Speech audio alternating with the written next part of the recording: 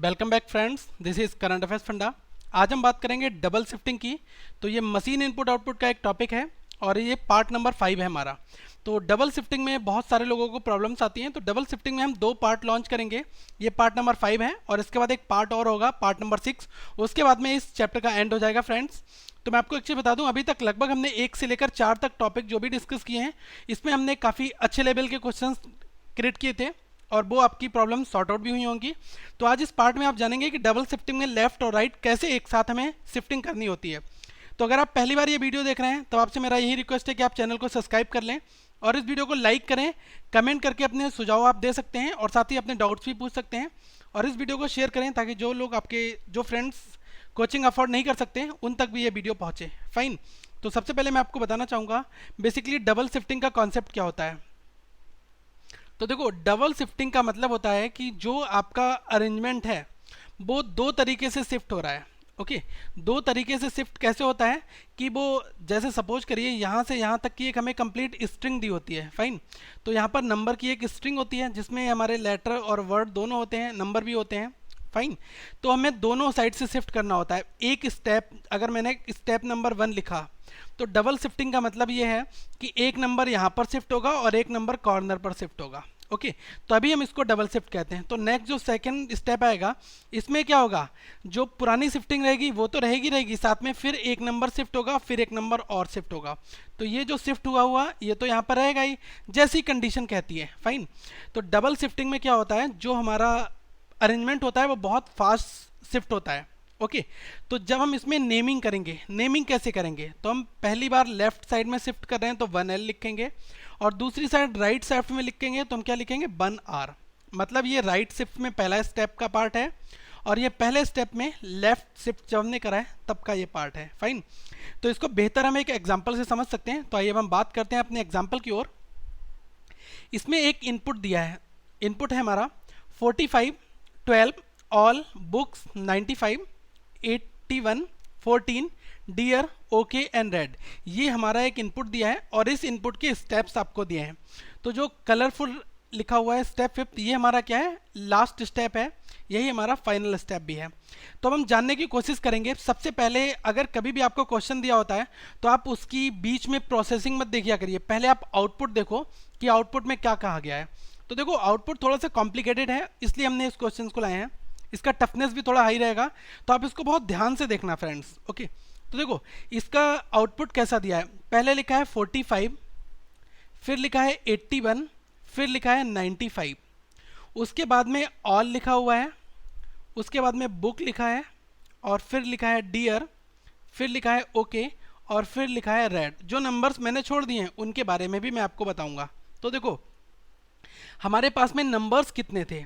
Number basically हमारे पास में इस प्रकार थे, 95 और 81 और 45 और इसके बाद में 14 एंड 12। तो ये हमारे पास में कितने, 5 नंबर थे बेसिकली। ओके, तो ये हमारे पास 5 नंबर थे और 5 ही वर्ड्स थे, अल्फ़ाबेट वर्ड्स। अब हमने जो फाइनल आउटपुट निकाला है उसमें हमने क्या किया है, सबसे पहले हमने जो वर्ड थे उनको हमने अल्फ़ाबेटिकली ऑर्डर में शिफ्ट किया है। मतलब पहले ऑल आ गया, फिर बुक, फिर डियर और ओके और ये रेड। तो मतलब दो हाफ में सीरीज सॉल्व हुई है। पहला जो राइट हैंड है हमारा, ये वाला पोर्शन टोटल राइट साइड वाला होगा। ओके, तो राइट साइड में हमारा इसको सॉल्व कर दिया और लेफ्ट साइड में हमारी नंबर्स आ गए। नंबर्स थोड़े अजीब तरीके से आए हैं। पहले 95 आया, फिर 81 आया, फिर 15 आया, 45 आया। तो देखो उसके बाद में हमने क्या किया, फिर पहला हाई जो लोएस्ट नंबर था उसको इसके बराबर में रखा। उसके बाद में फिर हमने सेकेंड हाईएस्ट नंबर रखा, फिर क्या रखा, जो हमारा सेकेंड लोएस्ट नंबर था फिर हमने उसको रख दिया। ओके, फिर हमारा थर्ड लोएस्ट नंबर है यहाँ पर। ओके, तो इस तरीके से पैटर्न चल रहा है। फाइन। अब हम इसकी प्रोसेसिंग को देखेंगे कि इसमें बेसिकली क्या क्या प्रोसेसिंग हुई है। तो देखो इनपुट ये दिया था तो सबसे पहले हमने इसमें सबसे बड़ा वर्ड ढूंढा। बड़ा वर्ड हमें क्या मिला, 95।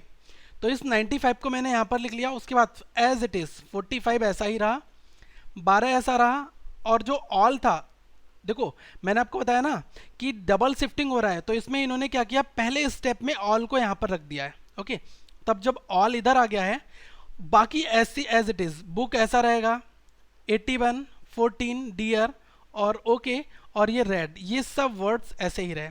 तो हमने पहले दो तरह से लिया, सबसे बड़ा नंबर ले लिया 95 को इधर रख दिया 1L, इसको हम क्या नाम देंगे 1L, पहले लेफ्ट में अरेंज किया है। और 1 राइट में किसको हमने अरेंज किया है, जो अल्फ़ाबेट था हमने उसको राइट साइड में ले गए। ओके, तो पहला अरेंजमेंट हुआ। अब मैंने आपको बताया था ना कि ये इनर शिफ्टिंग है, मतलब कि डबल शिफ्टिंग तो है लेकिन ये क्या है, आउटर से इनर जा रहा है, अंदर से कहाँ जा रहा है, बाहर से अंदर आ रहा है, सॉरी आउटर टू इनर आ रहा है। ठीक है, तो बाहर से जब अंदर जाता है तब हम उसमें क्या करते हैं, देखो फिर क्या लिया इन्होंने स्टेप टू में इन्होंने 12 को ले लिया जो सबसे छोटा नंबर था, इन्होंने उसको यहाँ पुट कर दिया। फिर 95 as it is, 45 as it is, और जब 12 इधर आ गया है ओके, और उसके बाद 85 81 एज इट इज़। देखो पहले ऑल को अरेंज किया, फिर ए के बाद बी का नंबर आता है ना, तो इन्होंने देखो बी को अरेंज कर दिया। तो यहाँ पर दो अरेंज हो गए अब आपके, ऑल और बुक, और यहाँ पर भी हमारे दो अरेंज हो गए। दो किस तरह से अरेंज हुए हैं, देखो ये दो का पेयर आया ना 12 और 95, और यहाँ पर देखो ऑल और बुक ये अरेंज हुए, आउटपुट में भी हमें दिखाई दे रहा है। ओके, तो हमें यहाँ पर देखने की जरूरत ये है, थर्ड स्टेप में देखो क्या हुआ है, थर्ड स्टेप में फिर से जो सबसे बड़ा नंबर था उसके बाद सेकंड कौन सा हाईएस्ट था 81 था, हमने उसको ला दिया, और 12 और 95 ऐसा ही रख दिया, बाकी एज इट इज चला। और बुक के बाद किसका नंबर आएगा, डियर का, तो हमने ऑल बुक डियर ये तीन यहाँ पर अरेंज कर दिए। तो देखो ये तीन हमारे सेम पेयर में 81 12 एंड 95, 81 12 एंड 95 ये एज इट इज यहाँ पर आ गए। चौथे स्टेप में हमने क्या किया, देखो पहले हमने 95 को सॉर्ट किया, फिर सबसे छोटा नंबर लिया, फिर 95 से छोटा वाला नंबर यहाँ रखा। अब क्या करेंगे, इस 12 से हम बड़ा वाला नंबर यहाँ पर रखेंगे, ठीक है, सेकंड हाईएस्ट। तो यहाँ पर किसको रखा हमने, 14 को रख दिया। ओके, तो जब हमने यहाँ पर 14 को रखा तो उसके बाद में 81 यहाँ आ गया, 12 95 मतलब हमारा 14 यहाँ आ गया। ओके, अब देखो 95 से 81 छोटा आया, अब 81 से छोटा नंबर कौन सा है जो हाईएस्ट किस लेवल में आपको देखना है, 45 है, वो हमने 45 यहाँ रख दिया। और यहाँ आपको ध्यान रखना है कि ऑल बुक डियर, इसके बाद आपने ओके को अरेंज किया और लास्ट में किसको, रेड को अरेंज कर दिया। ओके, तो ये इस तरह से हमारा अरेंजमेंट हो रहा है, थोड़ा सा कॉम्प्लिकेटेड है, तो हम जानेंगे इसको हमने कैसे किया है। ओके, अब हम इसको वन लाइन करने की बात करेंगे, वन लाइन में हम इसको कैसे दोस्तों अरेंज करेंगे, सबसे बड़ी प्रॉब्लम हमारी यहाँ पर क्रिएट होगी। तो देखो मैं आपको वन लाइन में क्रिएट करके दिखा रहा हूँ, सेम इनपुट जो पीछे वाला था, पहले क्या लेना है हमें, सबसे बड़ा नंबर को हम क्या करेंगे 1L का नाम दे देंगे। ओके, तो जो सबसे बड़ा क्या है 95 है, इसको हमने क्या नाम दे दिया 1L, 1L दे दिया। अब देखो अल्फ़ाबेट में आपको पहला लेना है, अल्फ़ाबेट में आपका AL है, तो यहाँ पर इसको क्या दोगे 1R दे दोगे। अब ये आपके दो अरेंज हो गए, फाइन। अब हम क्या लेंगे 2L की बात करेंगे, तो 95 हमने ले लिया, अब हमें छोटे में सबसे छोटा नंबर लेना है, जो सबसे छोटा नंबर होगा, सबसे छोटा नंबर 12 है, तो हमने इसको क्या दे दिया नाम 2L दे दिया। अब देखो A तो हमारा सॉर्ट हो गया, अब A से बड़ा क्या आएगा, B आएगा, B को क्या नाम दे दोगे 2R। ओके, अब इस 12 को हमने अरेंज कर दिया है 95 और 12, अब हम 95 से छोटा थोड़ा सा छोटा नंबर लेंगे। ओके, तो 95 से छोटा वाला नंबर कौन सा 81 है, अब इस 81 को हमने क्या दे दिया 3 लेफ्ट। अब 3 राइट किसको दोगे, थर्ड राइट स्टेप आपका कौन सा होगा, तो देखो बुक भी अरेंज हो चुका है, ऑल भी हो गया, अब कौन होगा, अभी आपका डियर होगा, डियर को हम क्या देंगे 3R देंगे। ओके, 3R दे दिया हमने। अब बात आती है 4 लेफ्ट की, 4 लेफ्ट किसको देंगे, तो देखो पहले हमने 95 को सॉर्ट किया, फिर हमने 12 को सॉर्ट किया, फिर हमने 81 को सॉर्ट किया। अब हम दोस्तों किसको सॉर्ट करेंगे 14 को सॉर्ट करेंगे, तो 14 को हम क्या नाम देंगे 4 लेफ्ट, फाइन। अब हम 4 लेफ्ट दे दिया, हमने 4 राइट भी देना है, 4 राइट हम किसको देंगे ओके को, क्योंकि डियर के बाद ओके ही सॉर्ट होगा ना। अब आपका आएगा 5th लेफ्ट, तो बचा हुआ रिमेनिंग कौन सा है, ये हमारा होगा 5th लेफ्ट हो जाएगा, और 5th राइट कौन सा होगा, ये हमारा 5R हो जाएगा। ओके, तो 5 बार में हमने ये सॉल्व किया है। अब कभी कोई आपसे अगर इस टाइप के इनपुट में अगर कुछ इस तरह से प्रोसेसिंग चल रही है, तो अगर आपसे पूछ लिया कि पहला स्टेप या तीसरा स्टेप आप लिख के दिखाओ, ओके, तो देखो सिंपल सी बात है, तीसरा स्टेप लिखने के लिए आपको क्या करना है 3 लेफ्ट 2 लेफ्ट और 1 लेफ्ट, ये 3 नंबर इधर लिखने हैं। उसके बाद में 1 राइट 2 राइट और 3 राइट, ये मैं स्टेप थर्ड लिखने की आपको प्रोसेस दिखा रहा हूँ। तो स्टेप थर्ड को लिखेंगे कैसे, 3 लेफ्ट पहले अरेंज होगा, फिर 2 लेफ्ट, फिर 1 लेफ्ट। उसके बाद में जो नंबर हमारे अल्फ़ाबेट थे वो क्या है ना, अंदर से बाहर जा रहे हैं। जो सेकंड हाफ देखा था ना, उसमें पहले ए वाला था, फिर बी था, फिर सी था, फिर डी था, इसलिए हमने इस तरह से लिखा है। ओके, लेकिन यहाँ पर क्या चल रहा है, पहले हमने पहला वाला करा, उसके बाद में हमने सेकंड लेफ्ट को अरेंज करा, फिर थर्ड को। तो सबसे पहले कौन सा हुआ था, फर्स्ट हुआ था, फिर सेकंड में हुआ, फिर थर्ड लेफ्ट में ये वाला हुआ तीसरे स्टेप में। लेकिन यहाँ पर क्या हो रहा था, यहाँ पर ये हो रहा था पहला हुआ, उसके बाद सेकंड वाला हुआ, फिर थर्ड हुआ, इसलिए हम इस तरह से लिख रहे हैं। और जो रिमेनिंग वैल्यू क्या होंगी, जो बचे खिंचे जो भी अरेंज नहीं होंगे उनको हम बीच में यहाँ पर पुट कर देंगे। फाइन, तो ये प्रोसेस है। इस क्वेश्चन को बहुत ध्यान से देखना फ्रेंड्स। ओके, अगर स्टेप थर्ड लिखने की बारी आएगी तो 3L 2L 1L, मतलब हमने क्या किया, 3 2 1 और 1 2 3 को हमने कट कर दिया यहाँ से। ओके, तो ये 2 भी कट गया, 1 2 1 3 3। ओके, ये कैंसिल हो गया। अब जो रिमेनिंग एलिमेंट्स होंगे वो यहाँ पर आ जाएंगे। एक आपका 45 बचता है एज इट इज, जो अनअरेंज्ड है। फिर कौन सा अरेंज नहीं है, फिर आपका ये ओके अरेंज नहीं है। ओके, तो हम ओके यहाँ पर लिख देंगे। फिर आपका ये रेड अरेंज नहीं है, इसको हम यहाँ पर बीच में लिख देंगे। फाइन, तो अब देखो हमारा ये थर्ड स्टेप बन के आएगा। तो 3L के प्लेस पर आपको क्या लिखना है, जो 3L की वैल्यू है। 3L की वैल्यू क्या है, 81, तो 81 आ जाएगी। फिर 2L की वैल्यू क्या है, 2L की वैल्यू दी है 12। फिर 1L फर्स्ट लेफ्ट क्या था आपका, 95। उसके बाद जो अरेंज नहीं हुए उनको लिख दो 45, ओके और रेड। फाइन, इसके बाद में फर्स्ट राइट में आपका ऑल था। इसके बाद क्या था आपका, बुक था, ऑल और बुक यहाँ आ गया। फिर थर्ड राइट में क्या था आपका, ये था ये डियर। ओके, तो ये हमारा कौन सा स्टेप थर्ड हुआ। अब हम पीछे मैच भी कर सकते हैं। देखो 81 12 95 45, तो देखो स्टेप थर्ड में क्या था, 81 12 95 45। फिर था 14 ओके रेड, तो क्या था हमारा 14 ओके रेड। एक नंबर यहाँ पर छूट गया था, ये 4L का, ये मैं नहीं लिख पाया था। ओके, तो 4L भी हमारा 14 था ना, तो यहाँ पर क्या आ जाएगा, ये 14 आ जाएगा। ओके, फिर 14, इसके बाद क्या आएगा हमारा 45, 14 हो चुका है। Okay red all books dear. Okay, okay red all books dear, इस तरह से हमारा ये अरेंजमेंट हो जाएगा। फाइन, तो मैं आपको बताना यही चाह रहा हूँ कि कभी भी अगर इस तरीके से अरेंजमेंट आएगा तो हम इस तरह से उसको सॉल्व करेंगे। अब हम अपने क्वेश्चन की ओर आ जाते हैं। तो इस क्वेश्चन को समझने की जरूरत क्या है, सबसे पहले हमें किसको अरेंज करना है दोस्तों, कि जो आपका सबसे बड़ा नंबर है। अब यहाँ पर बड़ा नंबर क्या है, बड़ा नंबर हमारा 95 है, तो 95 को हम क्या नाम दे देंगे, 1L। 92 है ना यहाँ पर, तो 92 को क्या नाम देंगे, 1L। अब 92 से बड़ा कौन सा नंबर है, 92 से बड़ा हमारा नंबर यहाँ पर है, जस्ट अ मिनट, 92 को हमने 1L दे दिया। अब हमें लेटर्स में सबसे छोटा काउंट करना है, तो 1R किस में दोगे, कैन को दे दो 1R, तो यह कैन क्या हो जाएगा, ये 1R हो जाएगा। अब 92 से हमें क्या लेना है, सबसे छोटा नंबर लेना है। सबसे छोटा कौन सा है, 11 है, तो हम इसको क्या दे देंगे, सेकेंड लेफ्ट। ओके, अब हमें कैन से बड़ा देखना है। ओके, जिसको हम 2R के नाम से जानेंगे। तो देखो F के यहाँ पर 3 दिए हैं, तो F में से ही कोई होगा। अब पहले F के बाद I आ रहा है ना, तो FILL, तो ये फिल वाला हो जाएगा, तो इसको क्या नाम दे देंगे, 2R। अब हमें क्या देना है, 3 लेफ्ट देना है। ओके, तो 3 लेफ्ट हम किसको देंगे, 92 के बाद सेकेंड हाईएस्ट नंबर कौन सा है, ये हमें 73 दिया है, तो 73 को हम क्या दे देंगे, 3L नाम दे देंगे। इसके बाद में हम 3 राइट किसको देंगे, जो हमारा इस FI से बड़ा होगा। तो 3 राइट अगर मुझे देना है तो 3 राइट के लिए दोस्तों में 4 मिल जाएगा, तो इसको हम 3 राइट दे दिया, 3R। अब 4L आपको देना है फिर से, तो 4L किसको दोगे, अब आपको नंबर छोटा लेना है तो 27 को ले लो, तो ये आपका क्या हो जाएगा 4L, बिल्कुल सेम प्रीवियस हमें करना है। और 4 राइट लेना है तो हमारा फ्री बचा है, ये हमारा 4 राइट हो जाएगा। अब हमारा फिर से 5 लेफ्ट आ गया, तो हम किसको ले लेंगे, ये एक 61 आ जाएगा 5L में। और 5L के बाद में 5R की अगर बात की जाए तो 5R में क्या आ जाएगा, M आ जाएगा, तो ये हमारा 5R हो गया। अब बचा कौन आपका 50 बचा, तो इसको क्या ले देंगे, इसको हम दे देंगे 6 लेफ्ट, और राइट में U में क्या हो जाएगा 6 राइट। तो ये हमारा अरेंजमेंट हो गया। अब कभी हमें स्टेप 4th लिखने की बार आएगी तो हम 4th कैसे लिखेंगे, 4th लिखने का तरीका दोस्तों यही होगा, सबसे पहले हम लिखेंगे 4 लेफ्ट, फिर 3rd लेफ्ट, फिर 2 लेफ्ट, फिर 1 लेफ्ट।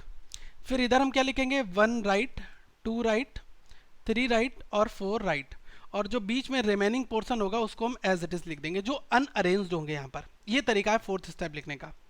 फिर आपसे पूछा गया what will be the total number of steps in the given input. इसमें टोटल स्टेप कितने बने, 6 तक गया है, तो टोटल हमारे कितने स्टेप बनते हैं, 6 स्टेप। अब सेकंड क्वेश्चन की बात करते हैं। देखो पैटर्न समझ में आ गया तो क्वेश्चन 2 मिनट में सॉल्व हो जाएंगे। पैटर्न समझने में ही मैंने यहाँ पर इसलिए बेसिकली आपको टाइम दिया। अब हम गिवन इनपुट की बात करते हैं। इसमें एक यही इनपुट हमें दिया है। इसमें पूछा है which will B 7th element from the left and in the step third. अब स्टेप थर्ड में आपसे पूछा है कि आपका लेफ्ट साइड से 7th एलिमेंट बताना है। तो देखो पीछे जो हमने अरेंजमेंट किया था उसको हमने यहाँ पर येलो कलर से लिख दिया है। ओके, अब स्टेप थर्ड लिखना है। स्टेप थर्ड लिखने का मैंने तरीका बताया, कैसे लिखोगे, 3L 2L और 1L। ये दोस्तों हर क्वेश्चन में ही चलेगा क्योंकि यहाँ पर पैटर्न इस तरह से है, इसलिए हमने ये तरीका यहाँ पर फॉलो किया है। ओके, अब यहाँ पर क्या हो जाएगा, 1R 2R और हमारा 3R, और बीच में क्या आ जाएंगे, जो रिमेनिंग आइटम्स होंगे जो अनअरेंज्ड होंगे उनको हम रिमेनिंग लिख देंगे। ओके, तो अब यहाँ से हमसे क्या पूछा है, which will B 7th element from the left and. तो ये राइट होता है और ये क्या होता है, लेफ्ट हैंड होता है। अब लेफ्ट हैंड से हमसे क्या पूछा है, लेफ्ट हैंड से पूछा 7th एलिमेंट। तो देखो ये फर्स्ट, ये सेकंड, ये थर्ड। ओके, अब देखो 3 और 3 6 यहाँ पर अरेंज हो चुके हैं। टोटल कितने एलिमेंट हैं, 1 2 3 4 5 6 7 8 9 10 11 12। टोटल कितने हैं, 12 हैं, 12 है ना यहाँ पर। और कितने अरेंज हमने कर दिए हैं, यहाँ पर हमने कर दिए हैं टोटल 6 अरेंज कर दिए हैं। तो बीच में हमारे कितने 6 एलिमेंट आएंगे यहाँ पर रिमेनिंग वाले, लेकिन हमें 7th एलिमेंट निकालना है। तो देखो लेफ्ट से, तो लेफ्ट में पहला, दूसरा, तीसरा। अब यहाँ पर 6 होंगे ना, तो 6 को मैं ड्रॉ कर ले रहा हूँ, 1 2 3 4 5 6। तो देखो अब हमें 7th काउंट करना है, फर्स्ट सेकंड थर्ड। अब ये 4th होगा और ये 5th होगा और ये 6th होगा, और ये वाला जो एलिमेंट यहाँ पर जो भी आएगा ना वो हमारा क्या हो जाएगा, 7th हो जाएगा। फाइन, ये शॉर्टकट तरीका मैं यहाँ पर इसलिए फॉलो कर रहा हूँ, अगर आप पूरी series as it is copy करके लिखेंगे उसमें टाइम लग जाएगा।